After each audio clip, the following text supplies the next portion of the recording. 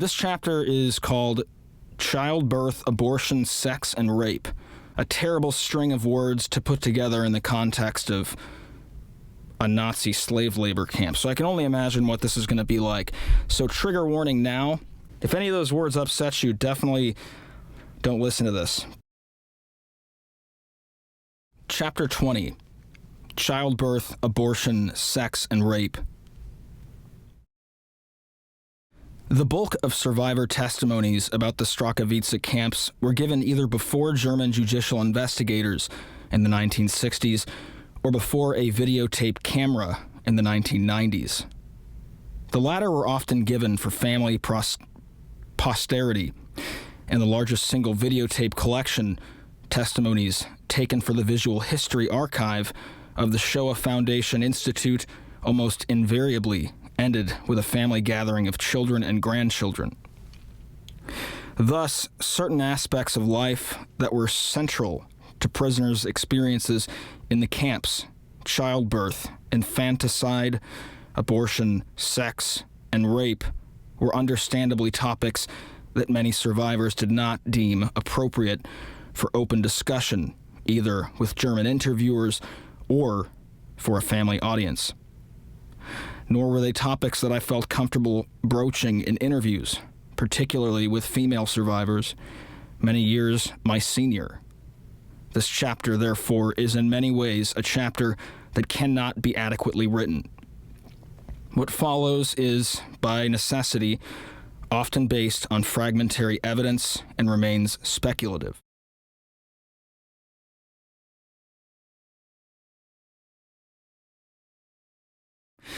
At least 6 women gave birth in the Strachowitz camps. 4 survived to give their own accounts. 2 others are known only through the testimony of others. On 2 central facts, all accounts agree. In line with the German policy of temporarily sparing working Jews but not others, birth mothers were spared, but newborns were killed immediately. But the testimonies differ on precisely who killed the newborns and how. 3 witnesses agree on one birth in Tartak. In one account, Esther Richter gave birth when the Aryanized sawmill and lumber yard's German owner, Feidler, was away. His much-feared secret secretary, Fraulein Lutz, summoned Walter Becker, who beat the father and ordered that a grave be dug. But this witness did not know how the killing of the newborn occurred.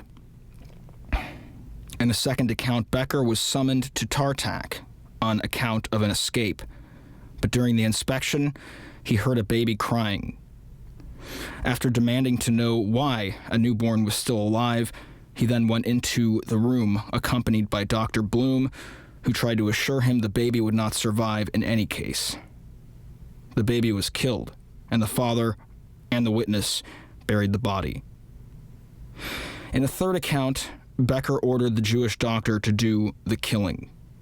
In Mazhauka, an unnamed woman gave birth with the assistance of Mrs. Glatt. Althoff entered the room accompanied by a guard, asked where the baby was, and ordered the guard to shoot it. Crushed by what she had witnessed, Mrs. Glatt, in the accounts of her daughters, died of a broken heart in March 1943.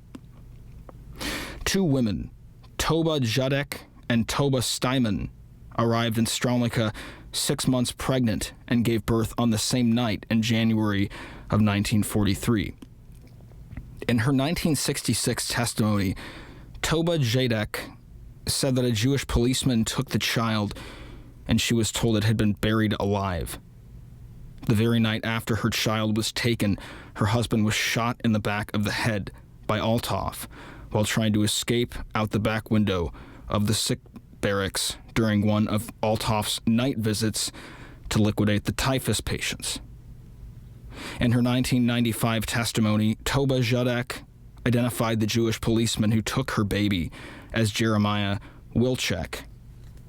In her 1968 testimony, Toba Steinman said that Pjorin came and said to her husband Jacob that both mother and child would be shot if the baby did not disappear. She only knew that her husband took the newborn away, and she never saw it again.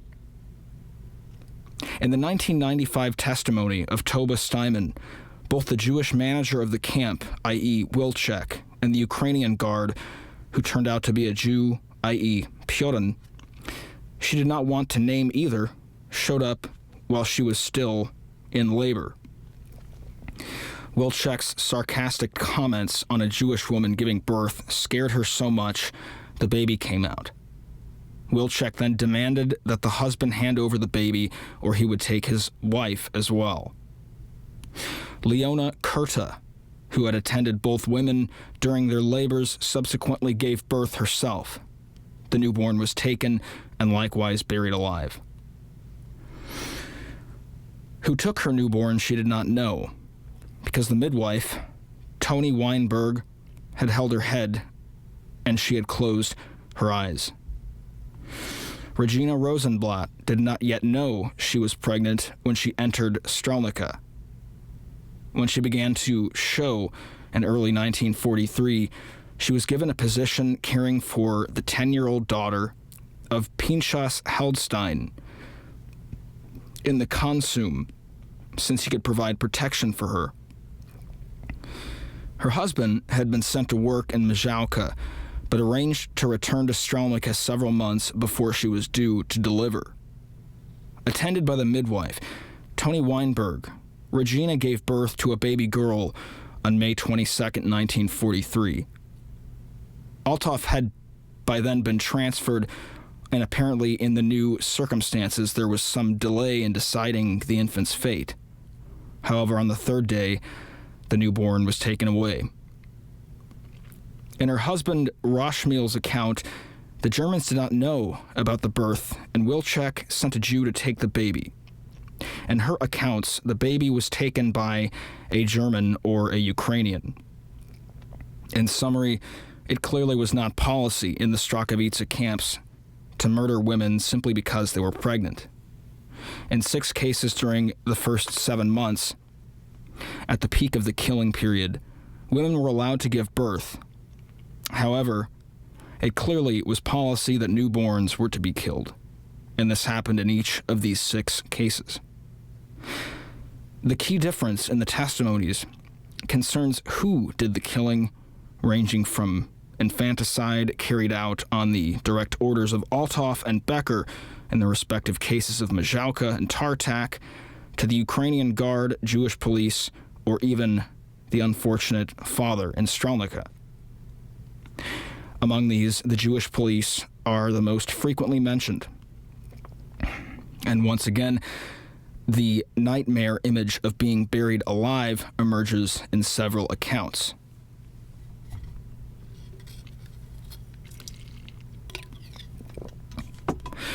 All of these women had entered the camps already pregnant. After the departure of Althoff and the closing of Strelnica, by all accounts, camp life in the newly enlarged Mazowka was more relaxed. The barracks for privileged families aside, men and women still lived in separate barracks, but now they could mingle and visit with one another after work. Some of this visiting was more than just social. One survivor delicately noted that when husbands and wives met, there was the potential for romance. That's in quotes. With rare frankness, Lucina Berkowitz explained that she and her husband Daniel, both transferred from Wallenau, were young and enjoyed sex. In Mazowka, they met after work each day, and soon she was pregnant. When she began to show in her 5th month, and fearing that a pregnant woman would not be allowed to survive, she decided to have an abortion. As an outsider, she had to rely on information from women from Wierzbnik. They knew of a Polish gynecologist who would perform an abortion if Lucina could pay for it. She sold both a ring and her beautiful wool coat to raise the funds. As a native of Lwów, She spoke Ukrainian and got along well with the guards. They took her to the home of the doctor, who initially refused to perform an abortion in the 5th month, insisting it was too dangerous. She pleaded that the Germans would kill her anyway, so the risk had to be taken. With 2 men holding her down, she had the abortion without anesthesia. The Ukrainians carried her on a stretcher back to camp, where she stayed 2 days in the sick barracks. She warned of the looming danger. She left the sick barracks just before the Furlige selection. Given that the Furlige selection occurred less than 4 months after the arrival of the Wallenau contingent, she must in fact have conceived in Wallenau rather than in Majauka, if the abortion in early November came in her 5th month. But clearly, Luciana remembered Majauka as a place where she and her husband could meet and have sex frequently and without difficulty. Only 4 women referred to menstruation in their testimonies. One stated flatly that no woman menstruated in camp in Strogovica. The 3 others, in contrast, explicitly noted that they did not cease menstruation until they reached Auschwitz. One woman implied that there was little sexual activity in camp, since there was no place for privacy and no one got pregnant. Another said that there was casual mixing and some pairing off of boys and girls, but it was not serious. There were, in fact, references to 2 additional camp pregnancies beyond that of Luciana Berkowitz. One pregnant woman served as the nanny for children of the family barracks before the Furlige selection. And another woman became pregnant in Strokovica and gave birth after the evacuation to Auschwitz-Birkenau.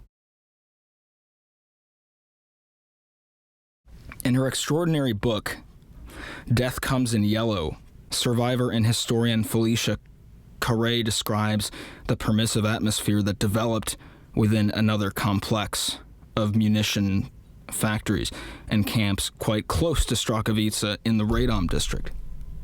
Lonely and young, many people paired off, but above all, Carre emphasized that women seeking protection and support formed unequal partnerships with well-positioned and influential male prisoners, the prominentium of the camp. Prominenten, that's in italics. Men and women who paired off in such extramarital sexual relationships were euphemistically referred to as cousins.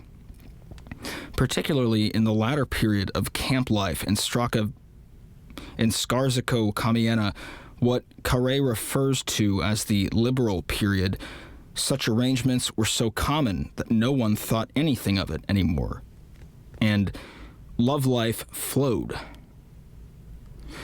None of the oral testimonies about the Strokovica camps portrayed a similar phenomenon there, but the one written memoir, Goldie Sacher's Kalib's The Last Selection, A Child's Journey Through the Holocaust, explicitly describes the same situation, though from the disapproving perspective of her parents' generation and their futile attempts to protect their impressionable young daughter. Boys and girls would take an occasional stroll on the campgrounds outside the barracks.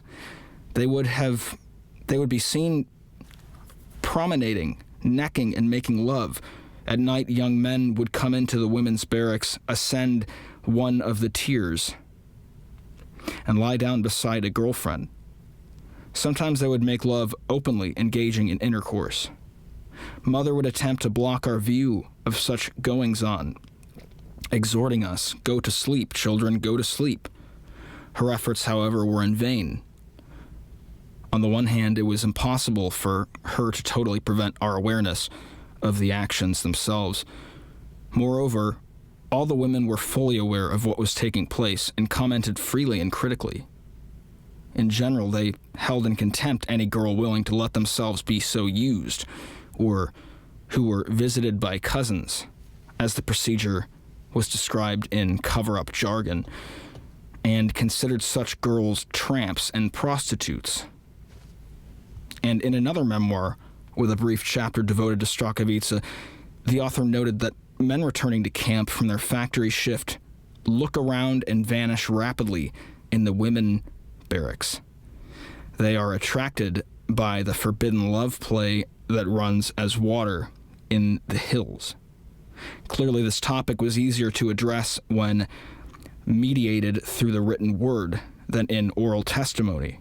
In any case, it should not be surprising if young people living under a sentence of death with only the date of execution still pending and seeming to have no prospect of ever experiencing the normal family life of their parents' generation increasingly discarded traditional attitudes about modesty and restraint and lived for the moment, whatever the disapproval of the older generation.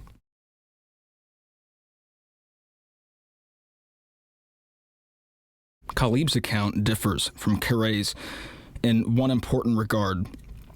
She does not emphasize the same dynamic of privileged male prisoners or prominentum using their power and influence to extract sexual favors that Carré does. However, several other testimonies do refer to such a phenomenon in Strachowicza as well.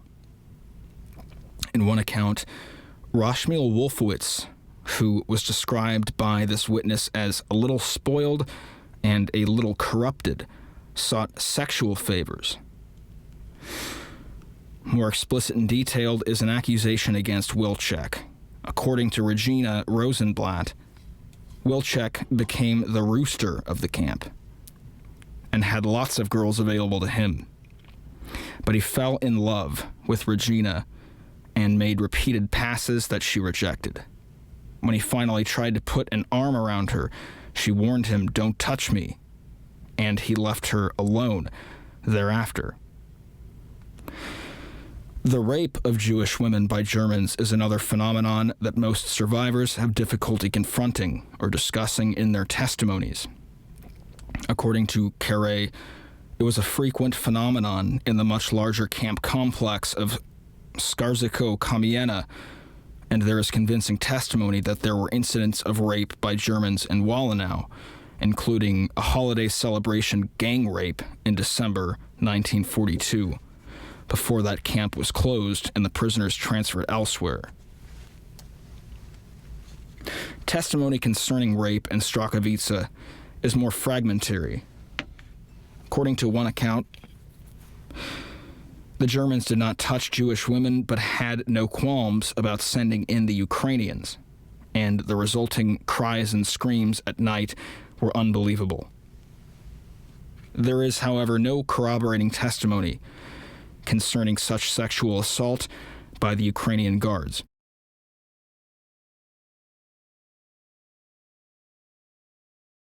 Soon, the danger of typhus in the infested barracks, and then the Wilczek-Baumgarten agreement to keep the Ukrainian guards outside the camp would have made such practice difficult in any case. One woman, Guta Blas, a noted beauty in Tartak, related 2 incidents in which Germans attempted to rape her. On one occasion, Piatek, normally nice, mild, and basically decent, invited her into his room and pushed her down on his bed. When she resisted, he immediately had second thoughts and released her. On another occasion, she was briefly sent to help deal with the new outbreak of typhus in Mijałka in the late summer of 1943, where a German officer of the Workschutz, Willy Skroth, saw her for the first time. Later, he came to Tartak waving a gun and screaming for her. He had cornered Guta in the upstairs women's sleeping quarters and tried to kiss her when Piatek intervened and got him to leave. In the collected testimonies concerning Strachowicza, there is only one incident concerning rape for which there are multiple accounts, not written or videotaped, but given in interviews with me. As one of the interviewees noted, everyone knew about it, but no one wanted to discuss it since the victims were still alive. Though differing in minor detail, 3 accounts taken together indicate that Kolditz carried out an exhibitionist rape in the Mijauka camp. He forced a young woman with whom he had become obsessed to submit to him in plain sight of the other prisoners, though through threatening the lives of her family members. An act of violent domination over the powerless victim, this rape was also a ritual of humiliation aimed at degrading the entire camp population, which was forced to stand by and witness helplessly. With some aspects of the Strachowitz experience have moved from the realm of communal to public memory, and after many decades are now spoken about openly, this incident remains in the realm of those horrors that survivors cannot forget, but also cannot find the words to speak about.